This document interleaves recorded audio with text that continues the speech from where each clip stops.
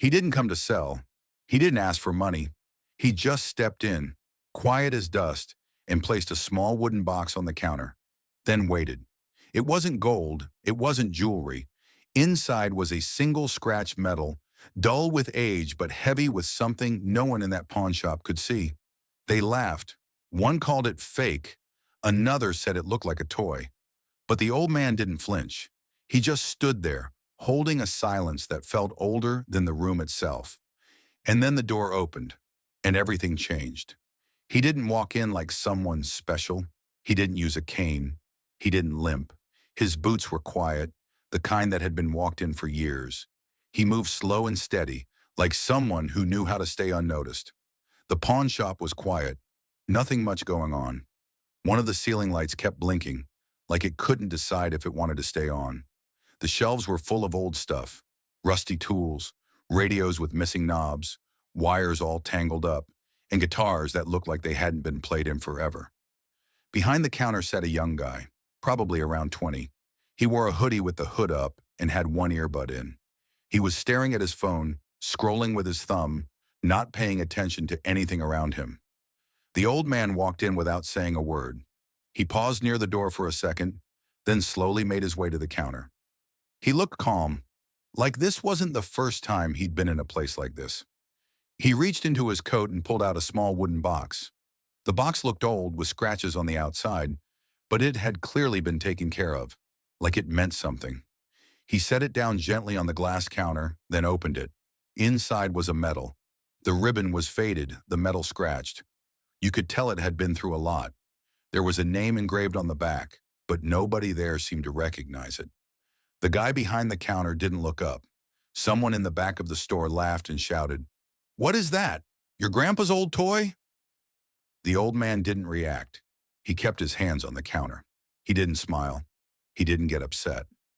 Then he spoke. His voice was quiet, soft, like he wasn't really asking just one person. "I just wanted to know if it still means anything."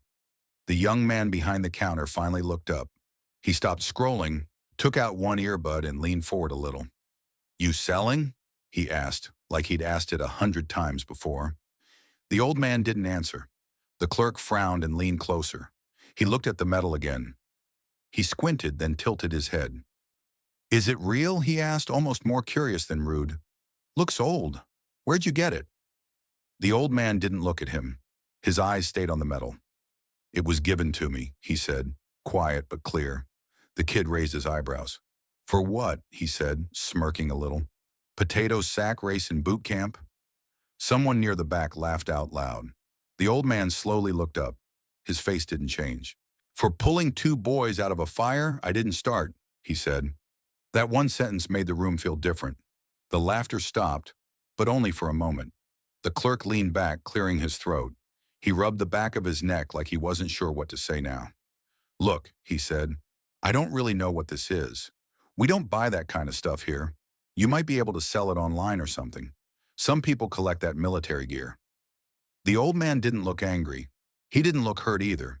He just stood there, still, like the weight in his chest was heavier than the box on the counter. "I'm not here to sell it," he said. The clerk blinked. "Then, why are you here?" The old man looked down at the metal again. "To see if anyone still knows what it means." There was a pause after the old man spoke. A quiet kind of pause. The kind where someone should have said something kind, or at least stayed quiet. But they didn't. From the back of the shop, a man in a worn leather jacket leaned on an old guitar. He had sunglasses on, even though they were indoors. He grinned and shook his head. "You trying to pawn that thing?" he said loud enough for everyone to hear. "What's next? Selling Purple Hearts for gas money?" Someone else chuckled. A teenager sitting on the floor near a pile of used game consoles didn't even look up. He mumbled, "Bet he got it off eBay and made up the story." The clerk tried to act cool. He shrugged and said, "Told you. Everyone's a hero when they're broke." The old man didn't say a word, but something changed. He didn't flinch, didn't speak, didn't even blink. But the way he stood, the way his hand rested over the box, something about it was heavier now. It wasn't just the words they said, it was how they said them, like it was funny. like it didn't cost anything. He had heard that kind of laughter before. Once in a bar overseas when someone made a joke about his unit. Once at a memorial when a reporter whispered during the silence. And worst of all, at Caleb's funeral, when a kid laughed during the service and no one said a thing. He thought about walking out. His hand was already on the box.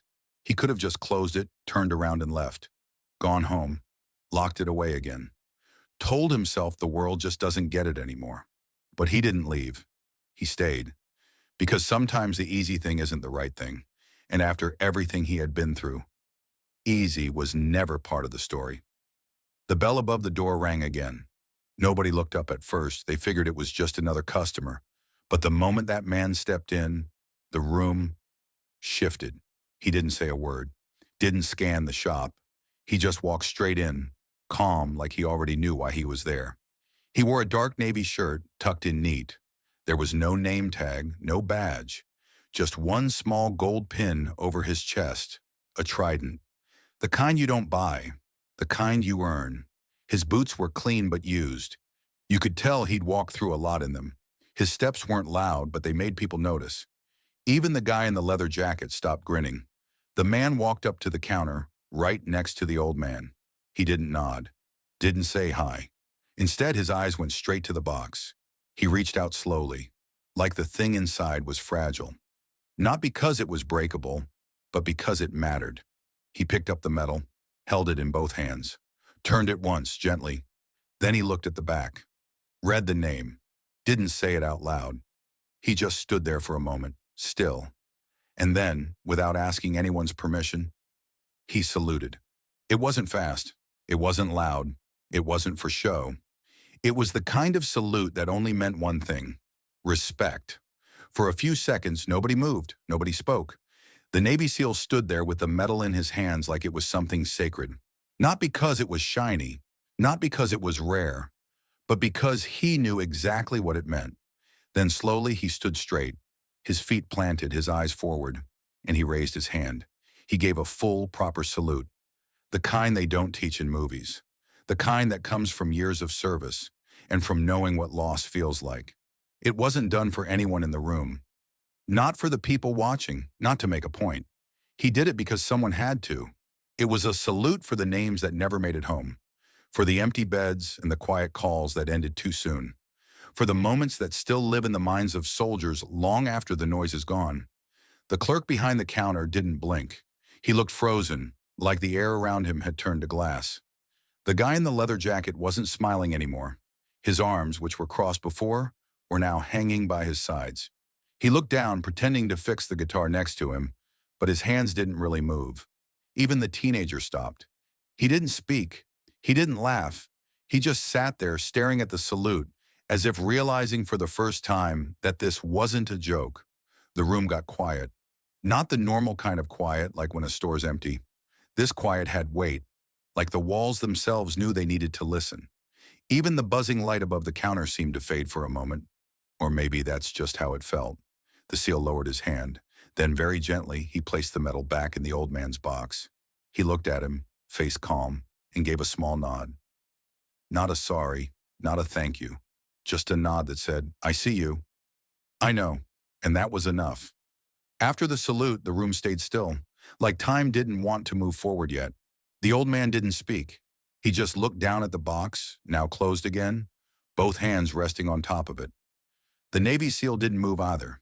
He just stood there beside him, like a wall that couldn't be pushed. The clerk behind the counter finally looked away. He stared down at the register, his fingers nervously picking at a receipt roll that didn't need changing. He opened his mouth like he wanted to say something, but nothing came out. The man in the leather jacket stepped back. He folded his arms, then unfolded them. He looked around, trying to act like he wasn't affected, but his shoulders had dropped and his grin was long gone. The teenager in the back didn't move a muscle. His phone was still in his hand, but the screen had gone dark. For once, he wasn't looking at it. He was looking at the two men by the counter, and something in his face had changed. Nobody told him to be quiet, but no one could speak. The air had changed. The weight in the room had shifted. It wasn't anger that filled the shop now. It was something else, something heavier, shame. Not the loud kind that makes people cry or shout. The quiet kind. The kind that sits in your chest and reminds you that you laughed when you shouldn't have. The Navy SEAL finally looked at the clerk. His voice was calm. No anger, just the truth. This medal, it's not about how much it's worth in your register. It's about what it cost the man who earned it. He paused for a second, then added, and what it saved. That was all. He didn't explain. He didn't raise his voice, because he didn't have to. What needed to be said had already been felt. The old man didn't say a word. He didn't need to. He slowly reached out and closed the wooden box, careful and calm, like he had done it many times before. Like the metal inside wasn't just a thing, but a part of someone he had carried for years. He tucked the box under his arm gently, the way you'd carry something that mattered too much to drop. Then he turned toward the door, not in a rush, not angry. He moved like someone who had nothing left to prove. The Navy SEAL stepped aside, giving him space.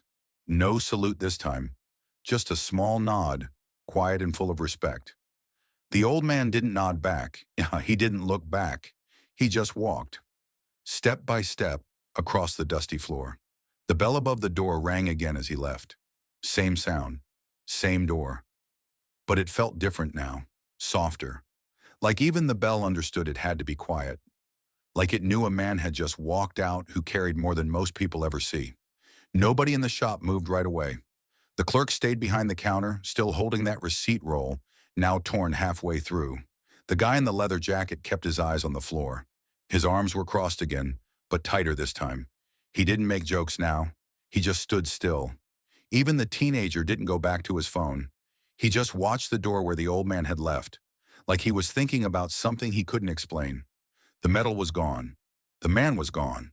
But something stayed behind. Not sound, not movement, just a kind of silence that didn't feel empty anymore. It felt full.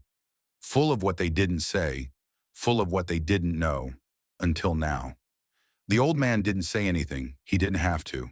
He slowly reached out and closed the wooden box. His hands were steady, like this was something he'd done many times before. You could tell it wasn't just a box to him. Whatever was inside meant a lot. Maybe it reminded him of someone he once knew, someone he still carried with him. He carefully tucked the box under his arm, like it was something too important to drop. Then he turned toward the door. He wasn't rushing. He wasn't upset. He walked the way someone walks when they don't need to prove anything to anyone. The Navy SEAL stepped to the side, giving him room. He didn't salute this time, just gave a small, quiet nod. The kind of nod that says, I respect you. The old man didn't nod back. He didn't even look back. He just kept walking. One slow step after another, across the dusty shop floor. As he reached the door, the bell above it made a soft ringing sound, the same sound it always made, but somehow it felt different this time, quieter, like even the bell understood this man was carrying something heavy inside, something most people would never understand. No one in the shop moved, not right away. The young guy behind the counter was still holding that roll of receipt paper. It had torn halfway, but he wasn't doing anything about it. He just stood there, staring at nothing. The man in the leather jacket looked down at the floor. His arms were crossed again, but tighter now. He didn't have anything smart to say. Even the teenager didn't pick up his phone. He just sat there watching the door where the old man had left, like he was trying to figure out what had just happened. The man was gone. The metal was gone. But something was still in the room. Not noise, not movement. Just a quiet feeling that wasn't empty anymore. It felt heavy, like something important had just passed through, and left a mark no one could see but everybody felt. If this story touched your heart, maybe take a moment. Think about the medals in your own family. Ask about the people behind them. And if you carry a name like that, say it, even once, out loud. That's how we keep their memory alive, with respect. Thanks for watching. Don't forget to like, subscribe, and comment if you think that veterans should be respected.